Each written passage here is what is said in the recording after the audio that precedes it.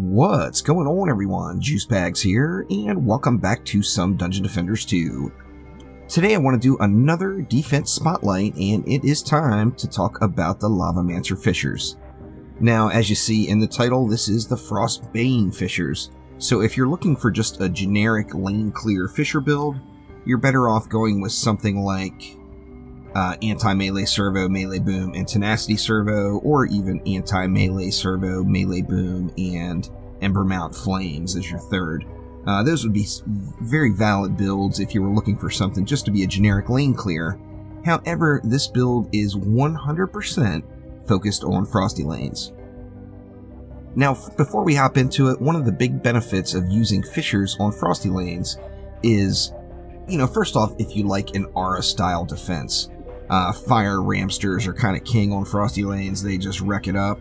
And if you like the aura flavor of builds, fissures can definitely get the job done. Now, one of the big benefits fissures have over, say, flame auras is they get some increased range. Fissures are going to be a slightly bigger range than the flame auras, and that allows you to get the fissure range out there far enough where frost orcs cannot get in range of the base of the fissure to cause it to be frozen up. So of course, if a frost orc is coming, remember it needs to get in range of the center of the fissure, not the edge of it. So the frost orc will start taking damage out here, and it's out of AoE range of stunning up or CCing up that particular defense. Now, on the same note, we are all at the mercy of the mods that we find. So I found some frost mods, I didn't have any more melee mods, and I thought it was kind of natural. And in addition to that, remember you're getting free fire damage out of the deal without any mods, and all frost enemies take double damage from fire sources. So I'm going with I've got a mark on it. However, we all know a mark and medallion are the same thing. As you see, the quality of this one is not actually very high. It's a good stretch from the cap of Chaos 7. However, I'm going with anti-frost, frosty boom, and defense range.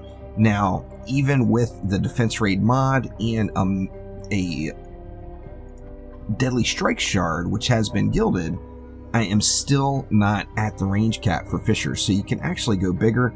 Of course, if you find a perfect range mod for defenses, to me, there's only really two choices you want to go for right away. That would be number one, your Skyguard towers, and then number two, the fissures. So if I had a better mod here, I could get a little bit more range out of them. However, I am going with destruction, deadly strikes, and defense rate. Now, it's important to note with defense rate, if you don't have a gilded defense rate, you will not be at the speed cap. A regular defense rate is going to have you about 1/10 of a second per hit off, which is not substantial, but it is enough to make a difference. So of course you want to shoot for getting a gilded defense rate. If you don't have a gilded defense rate and you do want to get to the cap and you want to add a defense rate mod, I personally would get rid of anti-frost. Although anti-frost does still compound and get the double damage from fire damage against frost mobs, frosty boom is really bringing the pain here on this build, and defense range is kind of a must. Once again, we're trying to place these far enough out, like right at the edge of the spawn, where a frost orc is gonna get burnt up and explode prior to making its aura come in range of your fissure. Now, taking a look at the Ascension, we would follow just a basic builder Ascension rule. So your first 20 points you want to go into defense crit chance, your next 20 points into defense crit damage, and then you would want to max out that range.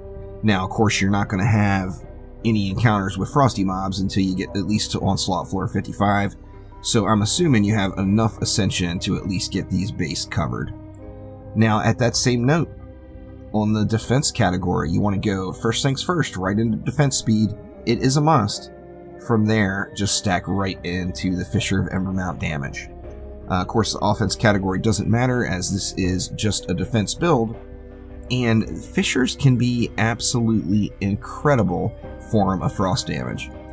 In fact, when I first started playing around with this build and trying it out, it almost felt cheaty. It was so effective. I tried it the very first time on the Revenge of the Yeti's incursion, and it was a complete joke. I just sat there and ignored everything that was going on in the map as it all just evaporated, and they did just an incredible job. So then I moved over to Onslaught and saw it is just really, really effective. There's not very many Frost Orcs, even on a really heavy Frost Orc lane, that is going to make it all the way into range to start freezing up your Fissures. So hopefully everyone enjoyed that Frostbane Fissure build, and a way to bring the Lavamancer into the mix. Of course, with so many defenses being normalized by the changes to destruction, the Flame Aura seems to be getting a lot more use than Fissures these days. However, Fissures are a solid tower that gets larger range than the Flame Auras, so you can really get those Fissures jacked up. So that will do it for today. Thank you all a ton for watching. Click that like button and please subscribe to the channel, and I will be back soon with more Dungeon Defenders 2. Thanks again. I'll see you next time.